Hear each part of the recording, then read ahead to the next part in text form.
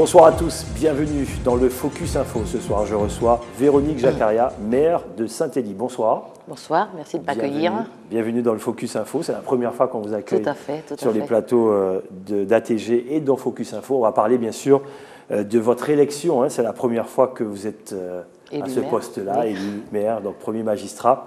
Vous allez nous expliquer un petit peu comment ça s'est passé.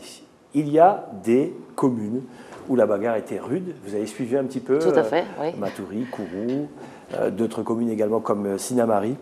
Pour vous, c'était un peu plus simple, mais peut-être pas forcément au départ. Il y a eu, qu'est-ce qu'on va dire, désistement de Charles Ringuet. Comment ça s'est passé? Expliquez-nous. Vous lui avez fait peur ou quoi? Je ne pense pas. Enfin, je ne peux pas parler à sa place. D'accord. Tout ce que je sais, c'est que nous avons rejoint l'équipe de M. Ringuet en 2008. Oui. Et nous avons une volonté de travailler ensemble, de développer cette commune, parce que le constat était accablant. La commune n'avait pas évolué. La commune s'était vidée de sa population. Et fort de nos projets que nous avons pensés, initiés, réalisés, nous nous sommes donné 6 années pour concrétiser ces projets. Malheureusement, les choses ne se sont pas passées comme nous le souhaitions. Pourquoi? Peut-être par manque de réactivité de M. Ringuet. Bon, je ne veux pas faire l'état des lieux de M. Ringuet, c'est comme ça, c'est passé comme ça, c'est passé comme ça.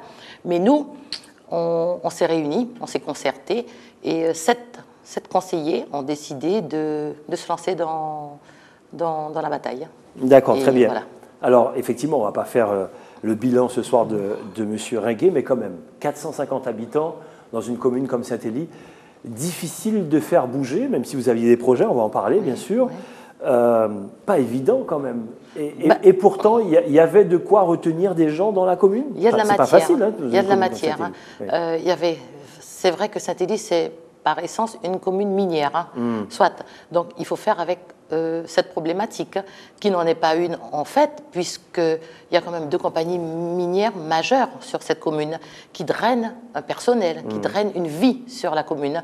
Donc, nous avons regardé, nous avons pris des contacts avec la société Au Plata, avec la société SMSE, pour savoir comment organiser. Nous avons décidé, nous avons pensé à l'installation des employés miniers sur le bourg. Enfin, nous avons pensé à vraiment un développement global de cette commune, à installer des pluriactifs, à installer des agriculteurs pour redonner vie à cette commune. Alors justement, c'est ça la question. Quels sont les enjeux? Tout le monde parle, bien sûr. Il y a un nom derrière vous, on va en reparler dans quelques instants, avec même une légende, mais on va en reparler tout à l'heure. Oui. Les enjeux, au-delà de cet enjeu minier, je vous ai entendu dans d'autres médias parler de tourisme. Tout à fait. À Saint-Élie. Comment vous faites? Pourquoi? Parce que Saint-Élie, je rappelle, c'est 5600 km². Ouais. On est fiers de notre lac, même si au départ, ça n'était pas un lac, c'est devenu un lac par rapport au barrage de Petit-Saut, mais c'est aussi un espoir. Il y a un opérateur touristique qui a un très fort potentiel, un savoir-faire. C'est Luco Excursion, qui a un site magnifique à Solicifère. Nous avons causé, nous avons vu son savoir-faire et nous nous sommes dit pourquoi pas organiser du tourisme à Saint-Élie avec ce savoir-faire. Il a un savoir-faire, il accompagne quand même 40 à 60 personnes par week-end sur Solicifère. Vous savez, pour rejoindre le bourg de Saint-Élie, il nous faut 35 minutes. Pour rejoindre le site Solicifère, il faut 1h30. Donc, ça n'est pas un point négatif pour les touristes. Au contraire. Saint-Élie, c'est beau, c'est boisé, c'est frais. Donc, on a vraiment des aspects importants du tourisme à développer. On a la pêche, on a notre fameux Aïmara, on a notre fameuse torche, on a des essences. Avant, à Saint-Élie, on faisait du café. Et tout est parti en déperdition. Donc, c'était à nous à réfléchir comment on a ramené tout cela. On a pensé bien sûr aux agriculteurs. Pourquoi? Parce qu'ils ont un savoir-faire. Saint-Élie, il y a une vaste... Qu'est-ce qu'on fait à Saint-Élie? Comment? En matière d'agriculture? On peut tout faire. On peut tout faire. Vous savez, pour la chose rigolote, on a planté des graines de rambutan, ça poussait. Voilà, on peut tout faire. Tout pousse à Saint-Élie. On a des oranges, on a des citrons, on a des piments, on a des noix de cajou. Tout pousse à Saint-Élie. Maintenant, il faut organiser tout ça. Voilà, c'est le sol qui est favorable à cela. Donc, il y a vraiment un potentiel. Et il faut organiser tout cela. À vous entendre, oui. Si tout ça est bien exploité, ça peut devenir une commune majeure, de la Guyane, parce que si l'agriculture se développe en plus de ce qui se passe sous le village, sous le sol, on va en parler, ça peut devenir une commune majeure. Parlons-en. Oui. Déjà, revenons quand même sur cette élection, sans revenir sur le bilan de M. Ringuet. Oui. Des gens qui travaillaient avec lui sont venus vers vous, vous rejoindre. Et du coup, c'est parce qu'il n'y avait pas assez de monde autour de lui qui pouvait tout simplement pas se présenter? Moi, je le pense. Moi, je pense que, vous savez, M. Ringuet a vraiment fait une politique négative. Malheureusement, on s'est rendu compte qu'il y a eu beaucoup de radiations qui ont été faites. Pourquoi? Je ne pourrais pas répondre à cela. Parce que je n'étais pas présidente de la commission électorale, donc je ne peux pas répondre à cela. Mais la radiation a entraîné, bien sûr, une déperdition encore de l'électorat. Donc, vu que nous sommes partis avec 7 conseillers, et il ne restait pas beaucoup de place. Voilà. Il restait peu d'électorat. Nous sommes que 38, nous étions que 38 à voter, et un petit peu en janvier, il y a eu la mise en place de la commission électorale et on s'est retrouvé 47 votants. C'est peu pour une commune comme ça, c'est très peu. Donc, à partir de cela, vous ne pouvez plus faire de liste. Il avait sorti un communiqué, vous avez eu vent de ce communiqué. Bien sûr. Qu'en pensez-vous? J'en pense rien du tout. J'en pense rien. Il n'y a plus besoin d'en débattre. Oui. Il n'y a plus besoin d'en débattre. D'accord. On avance. On avance. Très bien. Alors, tout le monde parle de Carole Ostorero. Voilà. On dit, derrière Véronique Jaccaria, il y a Carole Ostorero. Que les choses soient claires, vous n'avez jamais caché? Non, en plus, je n'aime pas. Carole Ostorero, c'est une personne physique. On parle de la société minière de Saint-Élie. On parle de la société Oplata. On parle des artisans miniers. On ne parle pas de Carole Ostorero et de Jaccaria Véronique. Ça n'a pas de sens.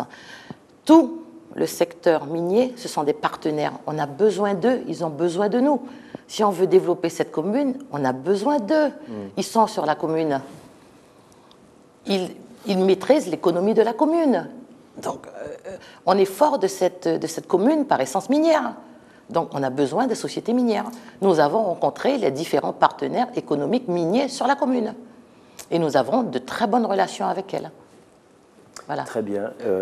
Est-ce que ça veut dire que Saint-Élie peut devenir une des communes les plus riches si tout ça est bien exploité? En tout cas, nous travaillerons à cela. Nous travaillerons à cela. Et moi, je répète que Saint-Élie a un gros potentiel, très gros potentiel. D'accord, très bien. Alors, parlons de cette fameuse légende. Oui. L'or sous le village. Sous le village. L'or sous le village qu'on veut déplacer. 40 personnes, c'est ça? Le village, oui, à peu près une quarantaine de personnes. D'accord, 40 personnes qu'on veut déplacer pour développer tout ça, le secteur minier. Et enfin, c'est vrai, c'est une légende. C'est de la très mauvaise publicité. Dites-nous. Le village, c'est le patrimoine de Saint-Élie. D'accord. Le village est et restera. Le village ne sera absolument pas déplacé. Le village, au contraire, doit se redynamiser. Nous avons des infrastructures. Nous avons un gîte, nous avons une maison artisanale, nous avons la mairie qui se trouve dans le bourg de Saint-Élie. Tout le personnel vit sur ce village. Nous n'avons aucun intérêt à déplacer ce bourg. Au contraire, c'est créer des infrastructures qui rejoignent le bourg de Saint-Élie. Donc, on nous a fait une mauvaise publicité. On l'a accepté. C'est bien qu'on en parle aujourd'hui. On l'a accepté sans fracas, on l'a accepté. J'ai tendance à dire que moi, je suis venue travailler. Donc, ce qui ne m'intéresse pas, je ne m'en occupe pas. Alors, parlons de travail, justement. Et l'équipe qu'il y a autour de vous, différentes délégations, différentes commissions. Alors, les plus fortes, ce sera lesquelles? Nous avons installé le conseil municipal samedi 29. Exact. Mais nous n'avons pas mis en place les délégations. Ça se fera demain après-midi en mairie. Mais vous allez mettre l'accent sur quoi? Chacun aura une délégation propre. Donc chacun sera responsable de sa délégation. La délégation la plus importante, c'est le foncier, bien sûr. Le foncier, parce que, pour la petite histoire, nous avons installé des pluriactifs, nous avons installé des agriculteurs. Nous avons eu quand même plus de 200 visites sur cette commune et c'est resté lettre morte. Donc nous avons rapidement à remettre tous ces dossiers au goût du jour. Nous avons, pourquoi le foncier? Parce qu'en fait, nous devons travailler en partenariat avec la préfecture, l'ONF, pour nous rétrocéder les terres, ce qui a déjà été fait. Oui. Mais je me permettrai, moi, de reprendre contact pour affiner un petit peu les dossiers. Voilà. Ensuite, la délégation, une des délégations aussi importantes, c'est le tourisme.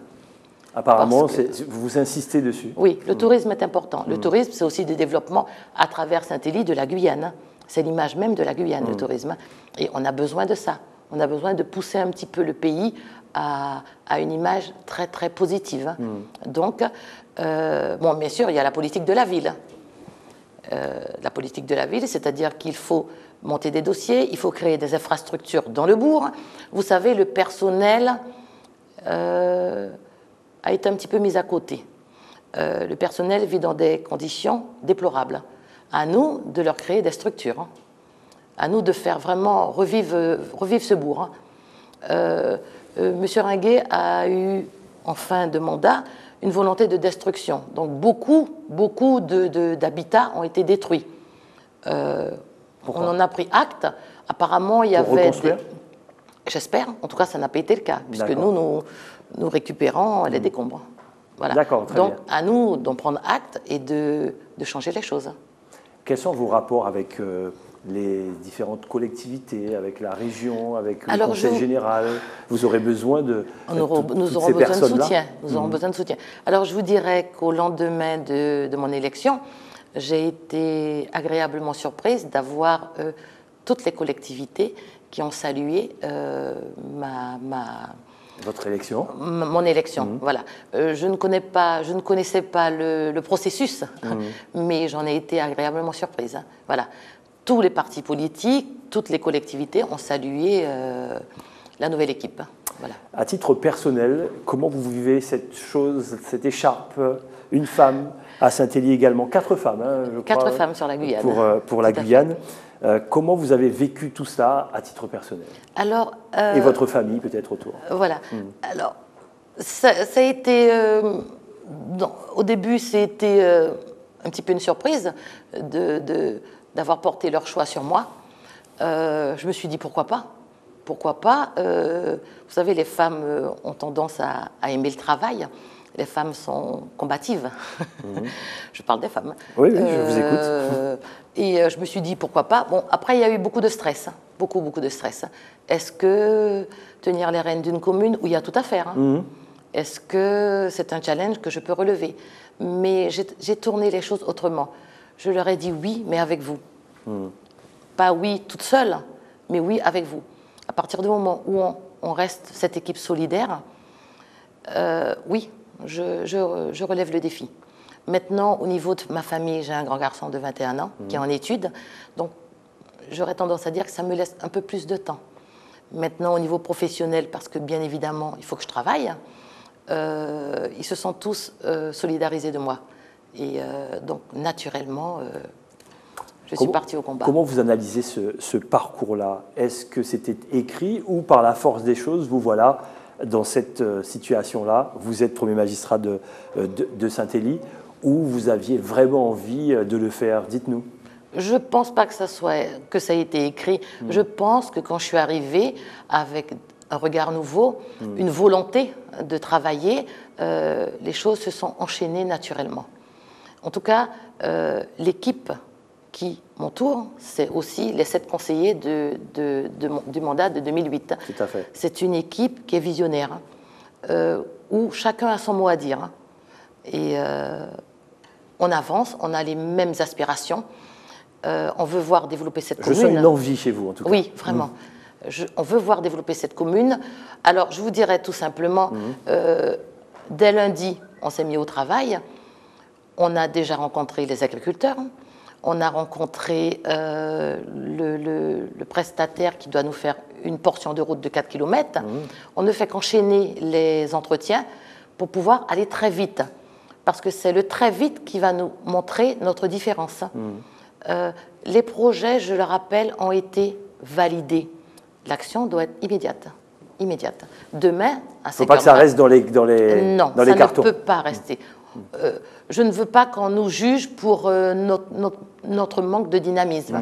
On doit nous juger, peut-être, on pourra dire qu'ils ont été trop vite. Ils ont peut-être oublié un aspect, mais on va vite.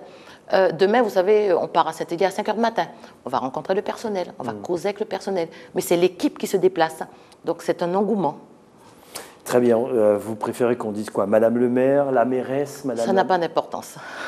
Qu'est-ce qu'on dit alors? Ce n'est que du protocole. Bon, d'accord. Madame le maire, ça vous convient? Oui, je ne m'arrête même pas à cela. Je suis d'abord Véronique Jaccaria. D'accord, très bien. Journée découverte, c'était en période estivale, 21-25 juillet. Voilà. On voudrait... Parce que les médias ne viennent pas facilement à Saint-Élie. Mais les médias viendront parce qu'on va les harceler. Ouais. On voudrait faire découvrir... Vous allez mettre en place un système de communication. Toute la logistique, on va la mettre en place pour amener les médias, pour amener les gens à découvrir le bourg de Saint-Élie et ses annexes. C'est-à-dire Sault-Lucifer, le lac, une compagnie minière et le bourg. Ça se fera sur 2 jours. Donc bien sûr, les parcelles les plus réactives. Et l'hébergement? L'hébergement sera pris en charge sur le bourg ou alors à Sault-Lucifer. Ce sera sur 2 jours, donc bien sûr il faudra choisir. Ceux qui iront à Sault-Lucifer ne pourront pas venir sur le bourg, mais au moins on aura un regard global sur la commune de Saint-Élie. Et différent, et peut-être certaines personnes qui viendront peut-être pour la première fois dans les parages. Ben, merci, en tout cas ça donne envie. Je veux faire partie de cette délégation-là pour aller découvrir tout ça. Ça donne vraiment envie, on a hâte de voir tous ces projets en tout cas se réaliser. Véronique Jaccaria, nouveau maire de Saint-Élie, était notre invitée du Focus Info ce soir. Et demain, nous recevrons Cornélie Célali Boisblanc, maire d'Iracoubo, dans le Focus Info. C'est comme ça qu'on se dit au revoir pour se donner rendez-vous demain soir dans le Focus. Passez une excellente soirée. Véronique Jaccaria, merci beaucoup. Merci à vous. Et à très bientôt, chez vous cette fois, sur Saint-Élie. Donc voilà, allez, passez une excellente soirée. Sans plus tarder, voici le journal de TF1. À demain.